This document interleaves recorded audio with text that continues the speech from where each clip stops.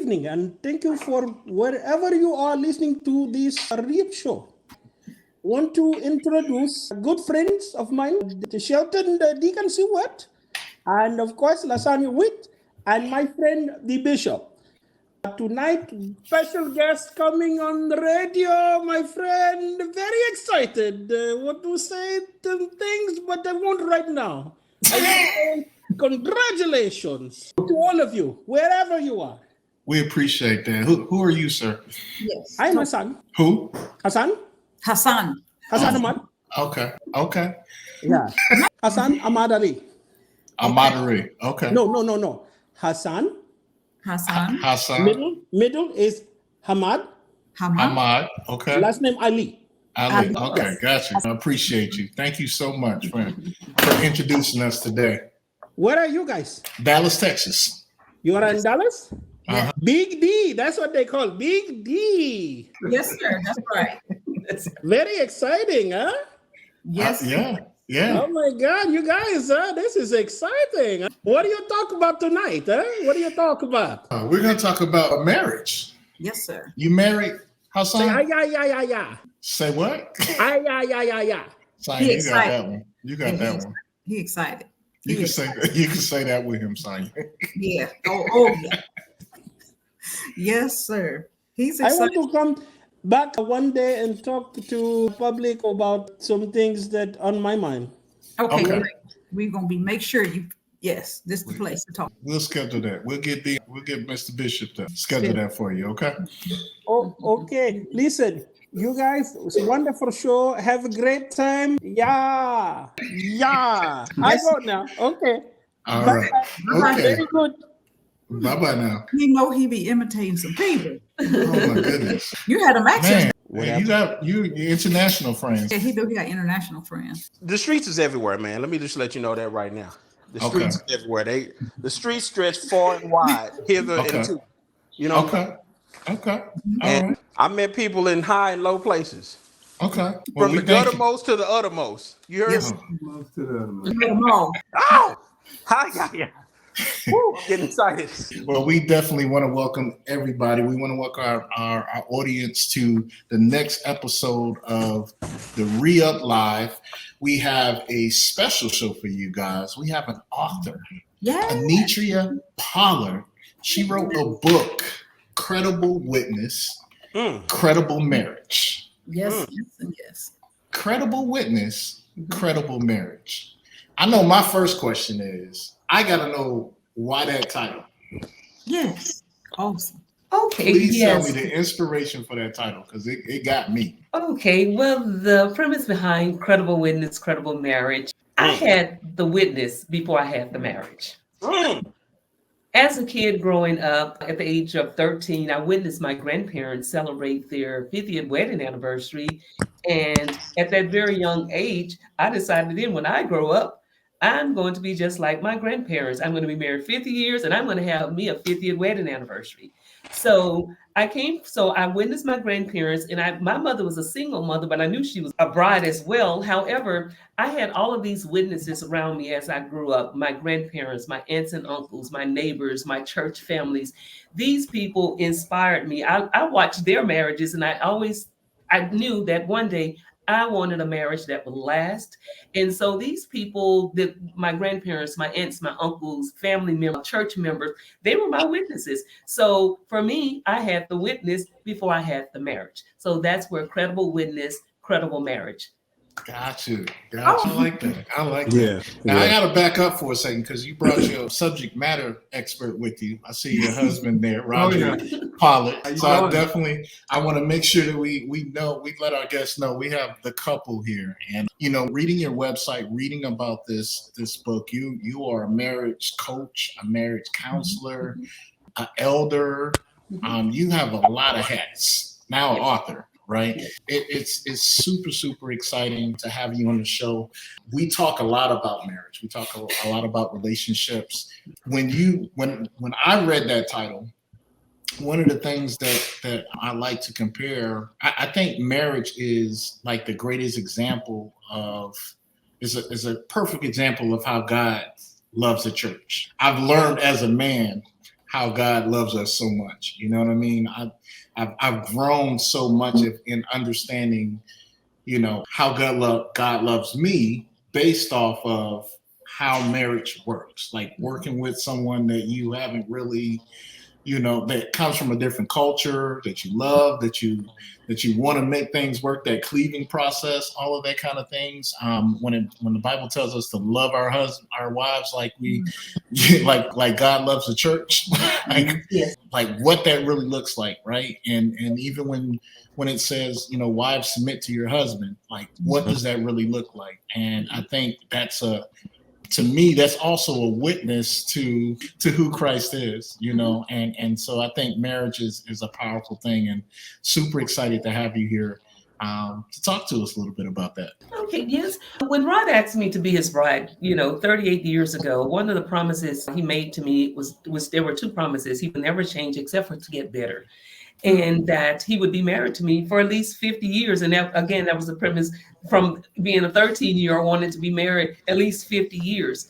But he and I, we've grown together. Rod we lived away from our parents. We're both he's from Michigan, I'm from Louisiana. We were never around our family. So he and I, we only had each other and our children. So we learned to grow together.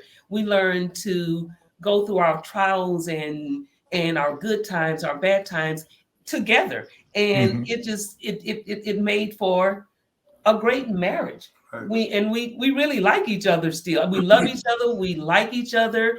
And we took our vows serious. He and I, but we had to go through marriage counseling at a very young age. We drove 3 hours, just do marriage counseling. My pastor wouldn't marry us without us first doing it. And during the counseling, he taught us what marriage was all about. Me, coming from a single mother, Rod had both of his parents. They were married.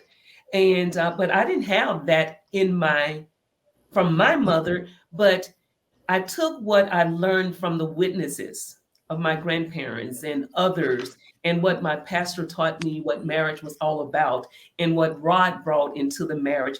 And we intertwined those principles together, those ideals together, and we've grown for 38 years, and we are still learning from each other, loving each other, and we love just sharing the goodness of God and what he's done in our marriage. And that's what this book is about, sharing those principles that we have used to fortify our marriage these 38 years. And one of the first principles is being committed to each other, committed to the journey together. Awesome. And there are other principles you'll find in the book we can talk about, but don't want to give it all away. No, we're not going to give it all away tonight. I got to go. Yes, the commitment. We took our vows very serious. And what the Bible says, what God joins together, I believe no man has the right to break it up. Amen. I have a question. When I look at, you've been married like 38 years, what is a pointer for young, medium age, old, it doesn't matter what age, what misconceptions do they go into marriage with that after 38 years you learned to work through? Like sometimes you have ideas and then you have to live it out. Tell our audience some ideas you have, but when you get into it, the difference in ideas and actually living it out. You have pointers on you can make somebody else's life easier if they knew this, this, and this. Like just like a couple of few pointers that you can smooth their road out a little bit easier. So talk to us about that. I think it's the commitment. We took that vow before God and before the witness of man, and we made that vow to each other. And I think when you go into marriage with the right premise, this is commitment for life. This is not a temporary thing. This is a commitment for life. And the Bible tells us through good times, bad times, sickness, and in health. And we've gone through all of that. And in all of that, we never gave up. We learned from every experience. We have taken something away from it that has made our marriage even stronger. So I would tell that couple who's thinking about, who's just getting started in their marriage, just to be serious about the commitment that you're making to each other and the commitment that you're making to God, because it's real. It's not something that you go into just thinking if it doesn't work, I can get out. And I think sometimes, and I've gotten this from friends and from different cultures, and people tell me that we always have a way of escape. But if it doesn't work, then we can divorce. But that was never an option for Rod and I. We always knew that this was until death do us part. And so I think going in with the right mindset, knowing that this is a commitment for life. This is not a temporary thing. This is a lifetime commitment. Yeah, I think that word commitment is super key.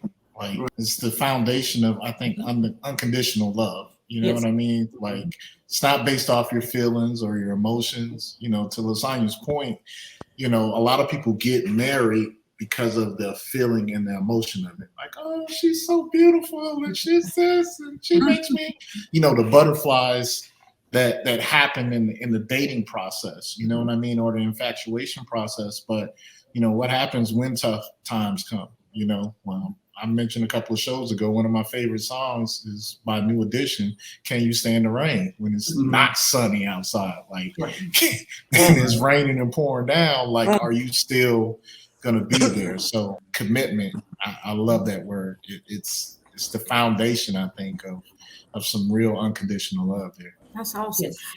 And what about, like, what would you say to our audience? Because the culture is leaving God out of everything. Like, culturally, you're leaving God out of, take them out to schools. You're taking them out of the homes. Parents not reading their Bibles. Kids don't even know books of the Bible. My nephew was telling me, he's in the younger generation. How important is it to have God as in the marriage? How Oh, I'm so sorry, but he has to be the foundation. Right. He has to be. There's no way it's going to work without him. From my view, he is the most credible witness. He's the one who ordained marriage. When he took Adam's rib and made Eve, to me, that was the first bond of marriage. And we have to keep him first in our marriage. You have to pray together. You have to trust God. You have to have faith in each other. And first, it starts with having faith in God and what God ordained, and knowing that it's not a joke. God has to be first in your life. And when you put him first, the rest, it happens. And if I can add to that, that's one thing we had in common, even back when we were dating back in college. You know, we went to a HBCU, Southern University in Baton Rouge, but while we were dating, that was one of the first things we did. You know, we went to church. We didn't have a home church. You know, she had her respective home church, and I had mine back in Michigan. But that's one thing we had in common, and that's part of the journey. You know, you have to go and spend time with the Lord and ask him, you know, to help you along the way, to help create positive tension when things aren't looking the way you want them to look. You have to have some commonality, some positive tension that keep that marriage on fire, to keep it burning. And that was one of the things we had in common. And church was number one. We had to go spend that time with the Lord every Sunday. So, Sheldon, now we know why the divorce rate 70%, leaving the Lord out, making the race higher. That very well could be it. They done gave us the key. Yes, I think this is awesome. And you got to tell them, did they tell them how many years they've been married? We know, but did they tell our listening audience so they can know that this is a credible marriage? Yes. 38 years. 38 years and counting. And counting. Yeah. June 1st will be 39. Come on now. Yes. So let's backtrack a bit. How did you guys meet? I know you met in college, but you know, tell us about the story. I want to hear it. I can say we met in TTL Lane. Okay, go ahead. We met in TTL. So the thing of it is, I met my wife momentarily. And that was back, we didn't have cell phones or anything like that. Matter of fact, we didn't even we had an apartment, but we didn't have a phone. So you had to do the payphone thing. So I met her momentarily with her friend. Okay, introduced her, you know, myself to her, and then lo and behold, a whole year went by before I saw her again. Wow. A whole year. Now, granted, Southern was the largest Black university at the time. I think it was like 9,000 students. I said, surely the campus can't be this big, because I was looking for her. Well, long story short, I ran into her in TTL Lane, and I went in my business communication class, set my books down, went out, you know, in the hall, get some water, use the restroom. I ran into her, and I said, "Where you been? I've been looking for you." It's been almost, you know. And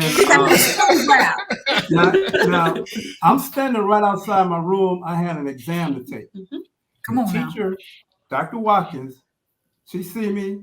I'm standing out there, and I just had to get my groove on. I had to talk. You know, we exchanged. At the time, you had a phone, I believe. No, it was dormitory. Dormitory phone.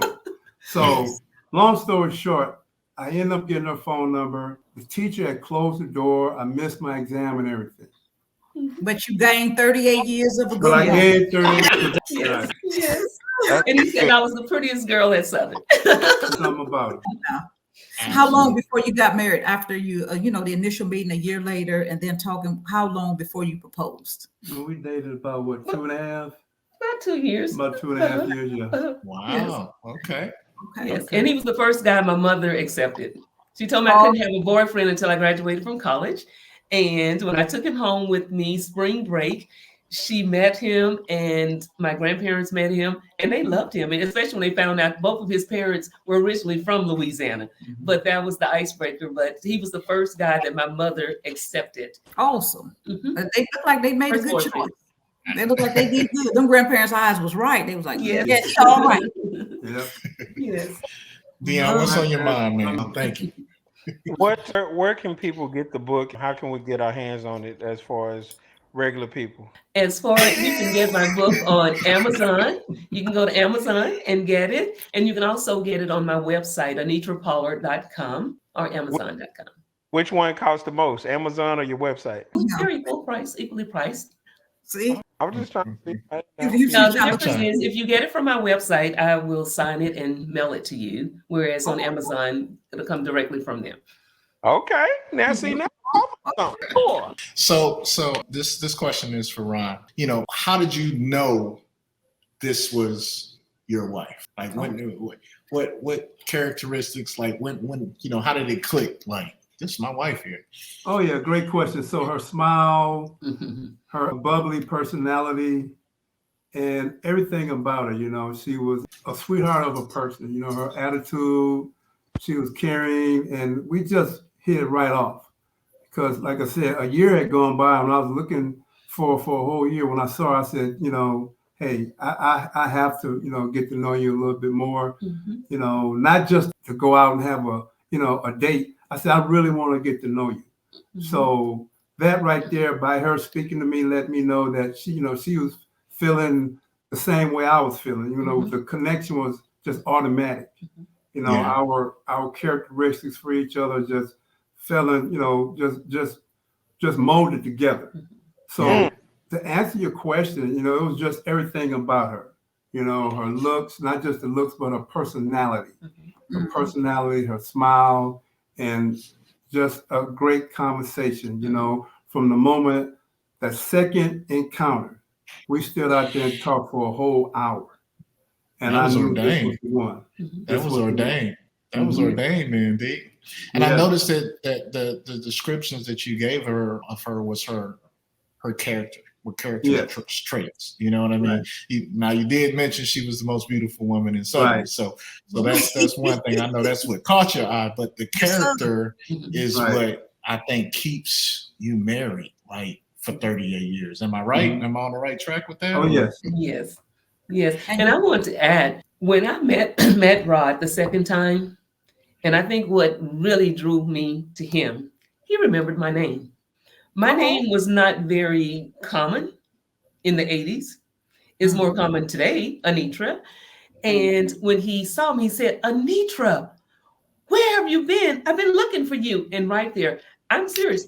He was the only guy I ever met at Southern that could remember my name. And that was it.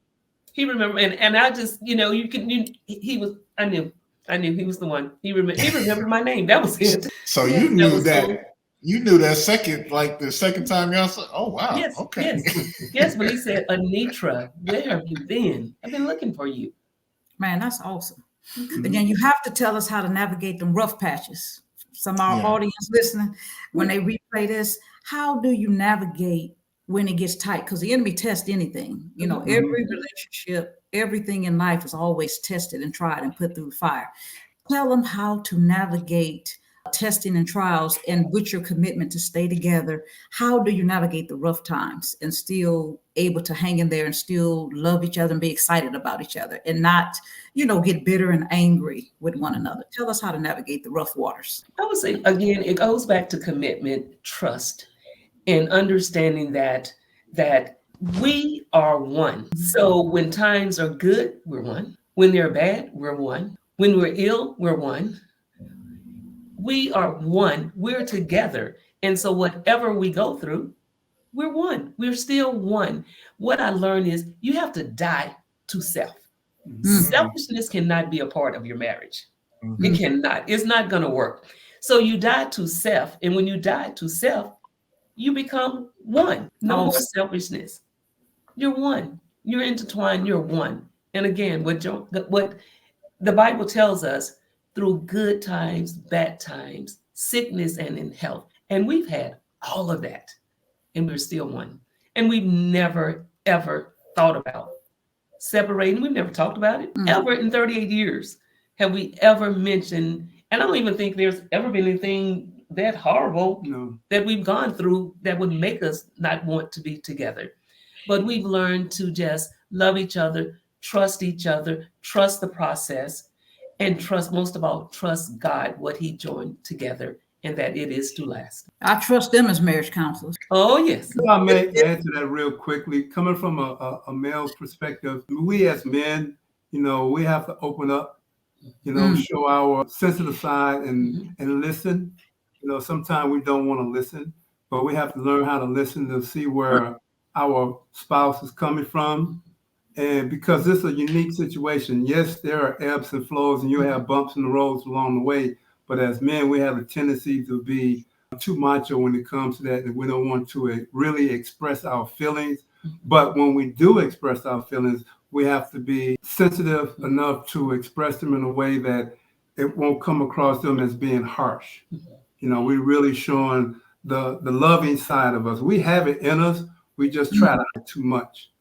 And I think from a male perspective, if we open up more and share our feelings from a perspective that we can reach common ground, and even sometimes, we may not agree, but that's the uniqueness of the mind. I understand where she's coming from, and she understands where I'm coming from. And we can meet some type of common ground and move forward. Do you guys have an example, or is there an example that you can touch on in this book, a period of time where you practically had to put some of these skills you talk about in the book into practice? Like, is there a particular time that comes to mind that, hey, we went through this together and this is what that looked like and this is what we did, as far as communication, as far as, staying as one, as far as staying on one mind and one accord with that. You got a story you can tell us about? I would say probably the birth of our children. Oh, yes. Yeah, that was a major milestone, our journey with having our first child and being away from our families, Rod's family in Michigan, my family in Louisiana. And I can share one experience. I remember when we first got married and he made me upset about something. I don't even know what it was, but I remember calling my mother and telling her, and she laughed at me. She laughed. And I remember calling his mother, and she said, well, Anetria, that's a part of marriage. And I never went to my mother, and it was the first year of our marriage. I never went to his mother or my mother again, or anyone else. We just worked it out. Because my mother laughed, it's going to be all right. And his mother said, well, Anetria, that's just a part of marriage. You're going to go through things. You reminded me of a question I wanted to ask you earlier. When you said that both of you, you came from Michigan, you came from Louisiana, so you didn't have family around you. Do you think that was a benefit? Yes. Because it didn't. Yes. You didn't have other voices and our children. Right. Yeah. It was just us. I think a lot of times visit family, but it was us. We just had each other. We didn't have anybody else except for each other. One big happy family with one car. Yeah. I wonder if it makes it easier to cleave. You know what I mean? Because again, you're coming from two different cultures, and just even the story you're sharing about, the two mother and mother-in-laws, again, like even their point of view, they're very mature in even how they responded to you, because I can see other mothers and other, fathers, having an input or like, girl, don't even deal with that. You know what I mean? Like, but, and I think that can be an obstacle in marriage sometimes because cleaving is hard enough. It's hard enough to kind of get our minds together on things without having a lot of the outside interference. So I can't help but to think that you guys were in a cocoon where you were able to kind of work it out yourselves. And I think that's a blessing in itself. Yes. Sonia, were you about to say something? No, I was going to say that's awesome because I think it was, if I'm not mistaken, it might have been Charles Stanley. I was reading one minister was saying, each one of you should move 200 miles from each other's parents so you can have your own life and figure it out on your own. And I think they are a prime example of figuring it out on your own. He said, because you'll have a better life. He said, you don't believe it, but you really will. If you don't have either side, you just get married and then you work through it and you build the life you want with the person you're with. And you don't have to have a lot of outside. It's good to visit them, but it's good to move away from them. He said at least 100 miles from each set of parents and family. And I'm thinking, listening to this couple, that he's on to some 38 years later, because you look good. It's one thing to say something, but you can't hide how people look and your spirit can't be hidden. Like I'm looking at both of you and you look good. 38 years later, people don't look this good, Thank you. So what you're saying is more than in words. Like I'm looking, at your light and looking and feeling your spirit. So I think he's on to some of that 100 miles away from everybody. So you I would have to agree. I would definitely agree with that. Yes. Yeah. Yes. Man, this is awesome. I'm so glad you came on the show to share with us, because relationships is the number one thing people want to know and the number one everybody struggles with. So this is good to have a credible couple, 38 years, and they still have a glow and still look good. So I want you to help our audience in picking a mate or seeing a mate. What can we do in the beginning stages of even deciding to spend your life with somebody? You've been married 38 years and you've seen things. You've seen people probably make it, get divorced or whatever. What when they're trying to find or pick or choose somebody to stay with? Give us some keys or clues to that. I think, first of all, you need to know yourself, who you are. Before you can go into a relationship, you have to know yourself. And you have to be okay with yourself. You have to just be real with who you are. And also, the Bible tells us that he who findeth a wife findeth a good thing, and he obtains favor from God. So when you find her, when he found me, he found a good thing. And I think because he found a good thing and he's been a good man, he's been a good husband, the favor of God has rested upon our marriage. So I would tell that person, I would advise people to just know who you are. And first of all, know who you are in Christ. Put him first. Know who you are. So you don't have to go into a relationship trying to find yourself, if you've been hurt, trying to get healed and bringing other relationships, old relationships into the new.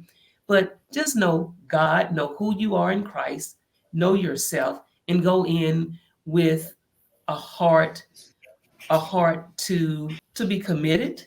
If you're going to do it, to be committed and to be committed to what you are, those vows that you're making before God and to each other. Awesome. So I want to pause for a second before we pull off and go on down the road. You mentioned in that first year when y'all had you called both your mother and his mother. So many times I see in relationships, people will involve their confidant or, whomever they like to talk to, which a lot of them not even married and stuff like that, or their family members that are going to be obviously biased to that particular person. That creates a level of trouble that you just don't need, because what happens ultimately is when you tell your family member or whatever, hey, me and such is having this problem, he said this, I said that, and blah blah blah, on and on. Because y'all are upset at each other, they're listening to that, But behind closed doors, when you go home and talk to that person and y'all work it out, now when y'all go around family, that other person is still looking the halfway. Right.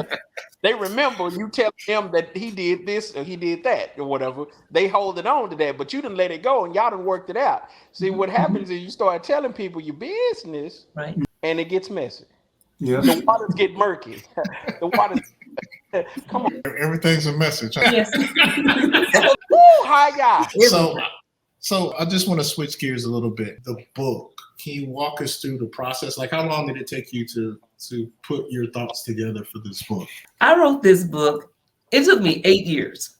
I wrote this book in 2015. It had a different name. I never liked the name. I had a coach, and Pharrell was out happy because I'm happy, and I named the book Happy. I took my inspiration from God, and I took my direction from man. But that wasn't the right thing to do. I never liked the title of that book. And I had a friend to read the book. And she told me it blessed her, but it hurt her. And I asked, how did it hurt you? She said, I had a good marriage for the first 5 years. And to read your story and the principles, she said it was painful because my husband changed after 5 years. And I knew then the book is not called Happy. And I never promoted it. I don't sell it, because it was not what God had given me. He told me the name of the book was Credible Witness, Credible Marriage, and I let someone talk me out of it. So when I worked on the book for 8 years, I accidentally published it in 2020. Yes. Accidentally, and I took it down, and it just wasn't what I knew God had given me. What it should, from the cover to the content, it was not all that I knew it could be. So I put it down, I pick it up, I put it down. And it wasn't until last year I went to Good Soil in Orlando. I met a lady, and she became my coach, and she coached me through this process. Come on. And the book became what I want. She saw my vision. I gave her my vision. From the cover, she caught my vision. And from the content, how I gave her the content and how I wanted it organized, and she helped me to organize it and she coached me through it, and that's how I ended up with this book after 8 years. But I refused to release the book without it being all that I knew it could be. And today it is exactly what I envisioned it to be, is what God gave me, and I'm so excited to share it with the world. Oh, I love it. I love journeys. That's awesome. It's Yes, always it was a journey. It was a journey, and I wanted so badly to release it, but I couldn't. So I took my inspiration from my coach, but this time I took the directions from God. all right. Oh, that'll help somebody. Come on. I'm surprised Dion didn't have. We have to. We can't, people inspire us. It's okay. Mm-hmm. But we have to take our directions from God. Yeah. And we prayed about it. Yes. Come on now. First and foremost, we prayed about it. And whatever we do, I always ask for her blessings. So this journey along the way over the past 8 years, the content was there. But throughout it all, she will always ask for my blessings. And we would talk about it. We talked about the material. We talked about the book. But then we will also pray about it. We always put God first and wanted him to give the increase. Yes. So, as she was going around or going along writing this book, tell me, what I guess, how am I asking this question? Is there stuff in the book where you were like, are you going to put that in the book? You going to share it? No, not at all. No, everything was well equipped. The Spirit of the Lord moved in her in a mighty way. Okay. And it came from her heart. It was downloaded from heaven and came out through her pen, the pad. So everything worked out well. And I was just super excited that she continued. She picked it back up. The Lord put in her heart to, pick it back up and let's finish this. Yes. And it's a done deal now. So now that the book is out there, we truly hope that it can inspire young and old couples, people who've been married or just getting started, people who in that journey, or people who've been married, just as long as we have. There's something in there for them as well. Yes, I had a choir member on Thursday night at choir rehearsal. She told me, Lady Pollard, I can't put your book down. She's been married 53 years. Come on now. And she said, I can't put it down. She said, you didn't miss anything. And I can just say this, I'll tell you this. Happy is in my book, but it's not happy that you think about. It's not that happy. It's a HAPPY in the book, but it's not that happy. Okay. And you have to discover the happy. As you read the book, you will discover the happy that I'm referring to in the book. And it does spell happy, but it's not the happy that we think of. Right. It's a happy, that the happy I talk about in this book is the nuggets that God has given us, that he downloaded them. I had no idea that we were living these nuggets. They just happened. They just happened. And as I was writing the book, happy appeared. It didn't happen until after I finished the book. I'm like, oh, HAPPY. It's in my book. Come on now. It's in the book. Yeah, I got to get the book and find out what this acronyms is for. Happy. Oh, yeah. The nuggets behind. You see how she be like, get that book. I'm not gonna tell you. Get that book. Again, I do. I think it will inspire every reader. It's universal, it's global. Any culture, any marriage, there's something in this book for that person who dreamt of being married, who's dreaming of being married one day, and that person who's just newlywed, and that person who's been married 50 plus years. There's something in the book for each reader, and they can take it and they can use it and apply it, the principles, to their marriage. So the HAPPY, the HAPPY, those are principles that I talk about in the book. Okay, awesome. Let me ask you this. Is this book just for people that have good, solid marriages? Or is it also for people who may be experiencing already some turbulence that, you know what I'm saying, maybe a whisper from, you know what I'm saying, divorce? Will it help them in any kind of way? Like, you know what I'm saying? Or is it just for people who are on a good path? Tell me about Chapter 1, to answer your question, Bishop, Chapter 1 can save a marriage. Just right out the gate. You're going to Right out the gate. Bam. Right out the gate. Chapter Right 1. out. I love it. Jump right on it like that. Chapter 1. Chapter 1 will do it, and they can continue to read to discover the happy. But Chapter 1 is where our foundation starts. Yeah. Foundation is laid. It's in Chapter 1. Yeah, and the reason why I asked that question earlier about the transparency in the book, I think I was talking to you guys in the green room before the show about the men versus women events that we do, and I remember when we first started doing them, and Sonya's smiling already. I used to talk about our business like in front of people, and initially it was a topic, but now. Now I don't have to. Carla tell our business to the event, but there's healing in the transparency of it. You know what I mean? Because I think some people, Sonya mentioned this earlier when she asked her question, they have a false sense of what marriage is. You know what I mean? They have this storybook, thought process of what it is, and it's so good to have people that are finally sharing what it really is, the good and the bad. Like it's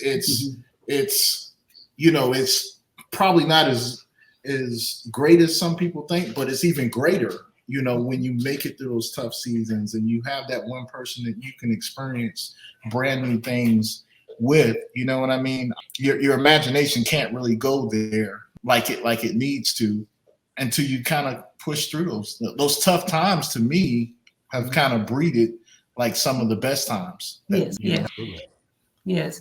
Well, we've learned to navigate through our losses, our challenges, through tests and resiliency. We just learned it. And again, it goes back to he and I, we have God and each other. And that has been the cornerstone for our marriage. I burned all the bridges, all the boats. Like there's no plan B. We've had some boats and some bridges, but we've learned to work through them. We learned to trust each other, trust God through good times, bad times, all of them. But I must say, we've had more good than we've had bad. Yeah. And I think again, it's because that foundation was set for us in the very beginning. I remember Pastor Griffin asking, Roderick and Anetria, why do you want to get married? Come on now. And we answered him and we told him because we love each other and we want to spend the rest of our lives together. And he said, and because you said that, I'm going to marry you. No other reason. And it was because we love each other and we still love each other and we still like each other. He still makes me smile. Okay. That's Yes. important. That's so If important. I can say there's one thing to piggyback on what you were talking about a second ago, you know, we have to learn how to grow and mature during those tough times. You know, there's an old saying, I'm quite sure we all will know what I'm about to say. The mountaintop is glorious, but it's down in the valleys where you grow. You know? Yes. So during those tough times, that little turmoil or friction, whatever you want to call it, that's where you have to be mature enough and grow from there. You just don't throw in the towel. Right. Mm-hmm. You know, and I have friends, you know, who've been divorced, and they just, to me, you know, not saying I'm right at what I'm about to say, but look like they just gave up too soon, you know, instead of fighting through it. A marriage is worth fighting for. It really is. Completely agree. I agree with you. I think we give up in those tough times, and then you end up missing out on the blessings on the other end, on the mountaintop, you know? Let me ask you this on the opposite end. Like some people, you guys seem innocent. This is what I mean. People have so many reasons to get married, and love seems like it's the last on the list. You got we partners, we got to get a career, we got to do this, we got to do that. And it seems like the innocence of just being who you are. And I think, what do you think about how can we bring more innocence back? Because it seems culturally everything has people with so many motives and so much, because my parents were married like 50 years, 53, something like that. And it seems like now it's so many different agendas other than love. And will this book help them peel back the layers? It's just be yourself. You know, they fighting to get ahead in the business world. They do. It seems like my parents, you struggle together, you come up together, and you didn't worry about it. You know, it seems like now it's a different type of pressure, and there's so many different hats, and people come with so much stuff till you can't hardly get to who they really are. Facade. It seems like the innocence is lost nowadays. Would you speak to that and talk to me? Because you see the culture, you see how. Be the culture, the news, and how it's just taking the innocence of God away and just filling people full of everything but God. So talk to us, speak to us about that and navigating those type of issues that you see nowadays. I would say, again, you have to first understand what marriage is. Find balance. Find a balance. I think some people are getting married again for the wrong reason. They don't understand what marriage is.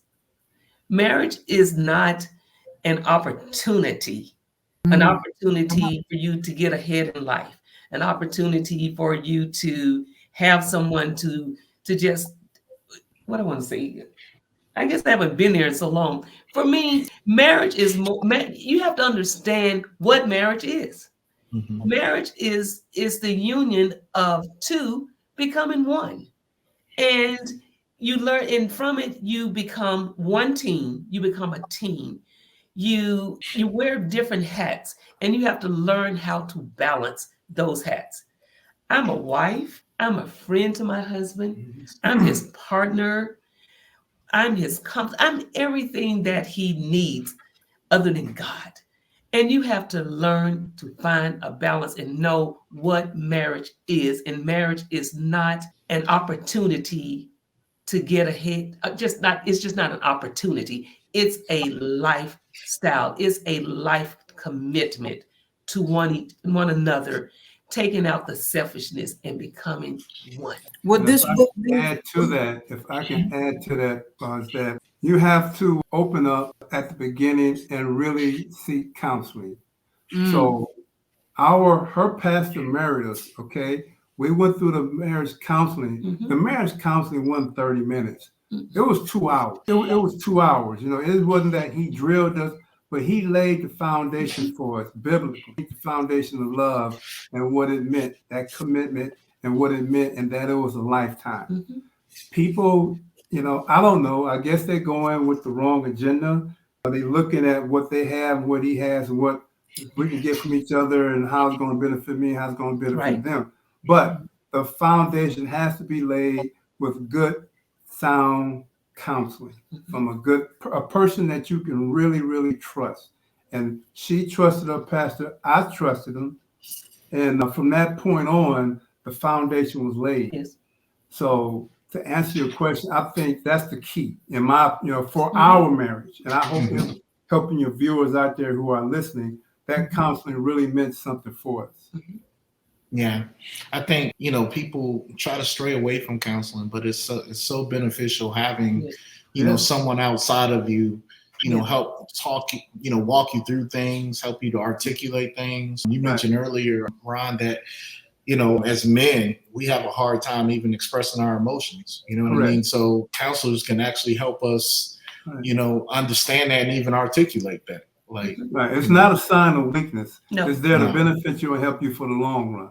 Yes. Yeah. Yeah. And we've had counseling before. It's nothing wrong with counseling. We've gone to counseling before and it benefited us. Absolutely. Which leads me to my last question. So what's next? We have this book. I know you just recently had a signing. You have one coming up this weekend, but I know you got some other special things happening in April, I believe, right? I do. Actually, today I have a new workbook that's a companion workbook to Credible Witness, Credible Marriage. I actually submitted the content today. I was quite stressed earlier today, but I got it done, and I thought it was due tomorrow until last night. I'm like, no, it's due the 27th. So I submitted the content today to my coach, the publisher, and so we have the companion workbook that's coming that will allow the readers of Credible Witness to go deeper into their own relationship. The questions are designed for them to delve deeper into their relationship. And in April, we're going to kick off the next phase of this journey, which I will be offering classes on my website. And these are classes for singles as well as couples. So the curriculum is in the process as well. So that's coming the second quarter of this year. So we're excited about that. Come on. Sign, you hear that? It's for singles. Yeah. The question I had, the thing I wanted to say, and you touched upon it, just a second ago when you spoke, and you said, basically you were saying the counseling and the things that y'all did worked for y'all. And I think that's important for, people to know, is that there is no cookie cutter way for a marriage to be. A lot of people watch different marriages and they try to emulate those marriages. Stuff doesn't work for them because these people are different than those people, and you have to do what works in your marriage. Like, for example, if having separate checking accounts works in your marriage, that's what works in your marriage. And that's, what I'm saying? And it may not work in another marriage. They may need to keep their money together, but some people can work like that. Some people, can work, different shifts. The husband may work in the day and the wife may work at night, but they make it work, and they assign, different date nights and different things like that together or whatever, so that they don't have that disconnect for, too long of a period. But, talk to the fact that, marriage is not a cookie cutter situation. Am I right? Am I on to something? You are. It's not. It's a journey. It's an endless journey until death do you part. It's a journey. Yeah. And every day you're growing, you're evolving, you're learning each other. Ron and I are still learning each other. We're still because we're changing. We're changing. We're empty nesters now, and children grown, grandchildren, first about to graduate from college, and high school, and it's not a cookie cutter situation. You have to, again, be committed. Whether you have to be committed to each other, committed to God, committed to each other, becoming one, knowing that marriage is not a game. Marriage is a journey, a lifetime journey together. And I'd say this, it's not a cookie cutter thing, but you've named some foundational pieces that should be common in every marriage, right? So you mentioned God. You mentioned entering marriage with the mindset of commitment, of staying, right? And to, some of what Dion is talking about, communication, right? You got to be able to talk about how do we want to do our bills? Like, what does that look like for our marriage? So good communication, good becoming one helps you, do that. But, to Dion's point, it doesn't have to, like, at the end of the day, whatever your agreement comes to doesn't have to be the same agreement or the same, thing that someone else is doing that, might be successful for their marriage, if it's going to be successful for yours. You have to have some compromise, but compromise isn't bad. In a marriage, it's not bad. It strengthens the marriage. He and I don't always agree. I tell him how I feel. He tells me how he feels. But I remember my grandmother saying this years ago. She said, "Baby, don't ever go to bed angry at your husband." I remember my grandmother, she wasn't talking to me. I just remember her saying that, generally talking to some of her granddaughters, don't ever go to bed angry at your husband. And we don't go to bed angry. We may not agree, but Rod and I have our way of letting the other one know, even if we don't say I'm sorry, we have our way of letting each other know that I'm okay, I'm over this. And it may not, and the Bible says, weeping may endure for a night, but joy comes in the morning. And usually in the morning, we forgot what it was anyway. We move on. We don't hold grudges. We don't hold grudges. We tell each other how we feel in love, not with harsh words, not degrading each. No, we tell each other how we feel in love. And I'm a crier. I may go, well, baby, this is how I feel. And Anetria, you don't have to cry. I tell him how I feel, and he tells me how he feels. And we come to a consensus. It's okay that you feel the way you feel, and it's okay that I feel the way that I feel. But we're still one, and we're going to work this out. I like this style. I love it. Well, we're coming to the end of the show. One more time, tell our people how they can get this book. I have it up on the screen. We'll bring your website up as well. But just let them know how they can get it. And I want to know, we definitely going to get this. And I want the workbook too, because I like to be able to do the little projects, the little things, the assignments in it to really drive it home. So I'm going to challenge our audience to do that too. So. Thank you. Well, thank you, first of all, for having us on tonight. This has truly been a blessing. Absolutely. It's truly a blessing. And my workbook, my book, Credible Witness, Credible Marriage, can be found on my website. That's anetriapollard.com. And if you order it from the website, I will sign the book and I will mail the book to you without any shipping fees. Or you can go to amazon.com and order my book as well. And pay the shipping fees, Dion. And you'll pay the shipping fees. But with me, I go to the website, Dion. I was good with that. You feel on top of that? I love that. And you'll be able to track your book with me. When I ship it, you'll get an email letting you know I've shipped the book. And when you receive it, I'll get an email back saying that it's been delivered. So you can get it again on my website and on Amazon. And I wish all of you would get the book, because I truly believe we share some principles in the book that will help to fortify any marriage, whether you are newlywed or someone who has been married for 38, 50, 60 years. There's something in the book that will help to fortify your marriage and enrich your marriage. So try it, take a chance and read it. Now, the disclaimer is she's saying she's going to get your book and ship it to you. When that first $1 million order come in, that's over now. So you better get it while the get it. Yes. And it's coming. By the time you make it to the big times and TVs, you're not getting that copy mailed to you. I'm just going to tell you. So get it now while the get it. Absolutely. Well, definitely a pleasure having you on it. Y'all heard her. Go out, get the book, y'all. Support. Like, marriages is so important. And there's definitely an attack on marriage. So we need more tools. We need more things like this to really help each other get through it. So thank you guys for coming on the show. Thank you for spending time with us and entertaining us. We love y'all. And, love you all too. Come back on it when you got your workbook out or whenever you got something else coming on. Yes. Your family, all right? Oh, thank you so much. Thank you all so much. You guys bless you. Enjoyed you. Thank you so much. Little talk show, where we're kicking it in.